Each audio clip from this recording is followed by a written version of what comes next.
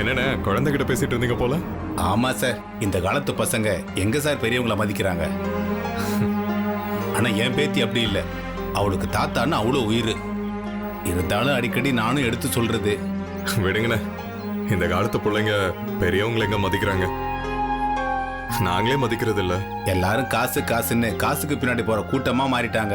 எங்க சார், பந்த பாசமெல்லாம் சினிமா சீரியல்ல வர டைலாக் மாதிரி ஆயிடுச்சு. உட்கார்ந்து ஒருத்தருக்கு ஒருத்தர் பேசுறதுக்கு யாருக்குமே நேரம் இல்லை. ஐயோ சார், என்னாச்சு? இல்லைண்ணா, எங்க அம்மாவுக்கு கொஞ்சம் உடம்பு முடியல. ஓ, அதான் அவங்க பேத்தியை பார்க்கணும்னு புலம்பிக்கிட்டு இருக்காங்க. ஆனா என் பொண்ணு இங்க நடிக்க வந்திருக்கா. இங்க கமிட் பண்ணிட்டோம், இப்போ அனுப்ப முடியாதுன்னு சொல்றாங்க.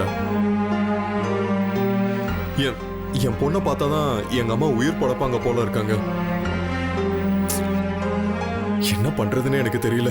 என்ன சார், நீங்க படிச்சவங்களா இருக்கீங்க, பெரிய இடத்துல வேலை செய்றீங்க, உயிர் போற நிலைமையில இருக்காங்கன்னு சொல்றீங்க, நடிக்க வச்சிட்டு இருக்கீங்க. முதல்ல கூட்டு போங்க சார். அப்படியெல்லாம் பண்ண முடியாதுண்ணே. அந்த பொண்ணோட அம்மா இருக்காங்கல்ல, அவங்க என்னோட எக்ஸ் ஒய்ஃப். எனக்கும் அவங்களுக்கும் டிவோர்ஸ் ஆயிடுச்சு. அதான் குழந்தை அவங்களோட இருக்காங்க. என்ன சார், டிவோர்ஸ் வாங்கினா என்ன சார்? அந்த அம்மாவை நாலு அறை விட்டுட்டு பாப்பா கூட்டு போங்க சார். அப்படி பண்ண முடியாதுண்ணே. இந்த கம்பெனியோட ஓனர் இருக்காருல்ல, அவரும் என்னோட எக்ஸ் ஒய்ஃபும் ஏதோ பிளான் பண்ணிருக்காங்கண்ணே, ஏதோ திட்டம் போட்டிருக்காங்கண்ணே. என்ன பண்றதுன்னே தெரியலண்ணே. என்ன சார் இப்படி சொல்றீங்க? அண்ணே, நீங்க நினைச்சா ஒண்ணு முடியும். நான் என்ன சார் பண்ண முடியும்? இத பாருங்க, ஏதாவது பண்ணி ஷூட்டிங் ஒரு மணி நேரம் 1.5 மணி நேரம் நிப்பாட்டினீங்கன்னா, அப்போ நான் என் பொண்ணை கூட்டிட்டு போய் அம்மா கிட்ட காமிச்சு கூட்டிட்டு வந்துடுறேன். சீக்கிரமா வந்துடுவேன். என்ன சார், அதெல்லாம் எப்படி சார் நான் பண்ண முடியும்? இல்லைண்ணா, இந்த பாருங்க சார், உங்க கதையை கேட்க பரிதாபமா தான் இருக்கு. ஆனா நான் எப்படி சார் பண்ண முடியும்? என்ன மன்னிச்சிருங்க. சாரிண்ணே. சொல்லு ப்ரோ. நீ ஏன்டா ஷூட்டிங் ஸ்பாட்டுக்கு வரல? அங்க வந்தவன் மாஜி காதலி இருப்பா. நான் இருக்கும்போது அவ ஒன்ன கொஞ்சிருக்கு, அவளுக்கு டிஸ்டர்பா இருக்கும்ல ப்ரோ. டேய், ஒரு அழகான காட்சியை நீ மிஸ் பண்ணிட்ட. அர்ஜுன் உங்க அம்மா சீரியஸா இருக்காங்களாம். எங்க அம்மாவுக்கு உடம்பு சரியில்லை, எப்படியாவது என் பொண்ணை எங்க அம்மாவை பாக்குறதுக்கு அனுப்பி வைங்கன்னு 2 hours பெர்மிஷன் கேட்கறான். என்னையா சின்ன பையன் மாதிரி? அவன் கெஞ்சிட்டு இருந்ததை பாக்குறதுக்கு நீ கொடுத்து வைக்கல. அனுப்பிட்டியானே? அனுப்பிடுவனா? அதானே. அனுப்புற மாதிரி டிராமா பண்ணி நம்ப வச்சு நிப்பாட்டிட்டேன். பாரா, என்ன சொன்ன அப்புறம்? என்ன சொல்ல முடியும்?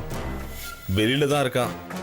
துக்கம் தொண்டையை அடைக்க, கண்ணீர் முட்டி நிக்க, பரிதாபமா கடவுளை வேண்டிக்கிட்டு இருக்கான். அவனை பொறுத்த வரைக்கும் ஆக்கிற கடவுளும் நான் தான், அழிக்கிற கடவுளும் நான் தான். ப்ரோ, அப்போ கடவுள் ஆயிட்ட. இன்னைக்கு எனக்கு எவ்வளவு சந்தோஷமா இருக்கு தெரியுமா? பெஸ்ட் சிஇஓ என் முன்னாடி கை கட்டி கெஞ்சி நிக்கிறத பாக்குறப்ப இந்த நிலைமெல்லாம் என் விரோதி கூட வரக்கூடாதுன்னு வேண்டிக்கிறேன். பரவாயில்ல ப்ரோ, இப்போ உன் நேரம் உச்சத்துல இருக்குன்னு நினைக்கிறேன். ஹீரோ கணக்கா பின்றியப்பா. நீ சொல்றது எனக்கு சந்தோஷமா தான் இருக்கு. அதுக்காக ஹீரோ நல்லா சொல்லாத. அதுக்கப்புறம் நான் பாட்டுக்கு நல்லது பண்றேன், மன்னிச்சு விட்டுறேன்னு தப்பான ரூட்ல போயிட போறேன். வேணாம் வேணாம் வேணாம், நீ வில்லனாவே இரு. அதுதான் இந்த நாட்டுக்கும் நாட்டு மக்களுக்கும் நல்லது. ரொம்ப சந்தோஷம்டா. நான் போய் அர்ஜுன் முகத்தை ஒரு தடவை பார்த்துட்டு சந்தோஷப்பட்டு வந்துடுறேன். அதுக்கப்புறம் உனக்கு கால் பண்றேன். பாய் பாய்.